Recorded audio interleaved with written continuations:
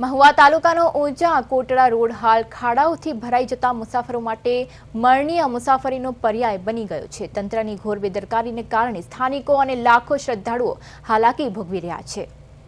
ઊંચા કોટડા રોડ છે મા શક્તિ સામુંડાના ધામ જવા માટેનો અને ચૈત્ર મહિનો પણ આવી રહ્યો છે, તો આ રોડની હાલત એવી છે કે ઇમરજન્સી ડિલિવરી માટે અને એક ફૂટના તો ખાડા થઈ ગયા છે આ રોડમાં।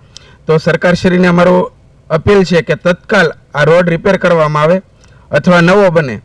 અને ઊંચા કોટડા મહુવા રોડ બહુ હાલાકી ગંભીર છે, ખાડા બહુ છે અને ચૈત્ર મહિનો બે છે અને યાત્રાળુ બહુ લોકો આવે છે એને તકલીફ પડે છે।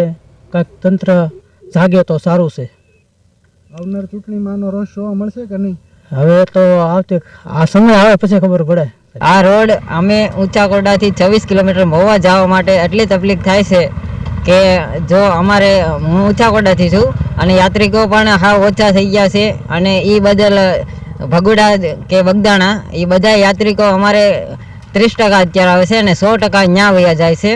અને હાલમાં અત્યારે અમે જઈએ છીએ તો આ અડધી કલાક પોણી કલાકનો રસ્તો થઈ ગયો, આ 10 મિનિટનો રસ્તો હતો એના બદલામાં આ 26 કિલોમીટર એટલું છે કે જો ના મહુવા પહોંચી તોય કમર દુખવા મળે।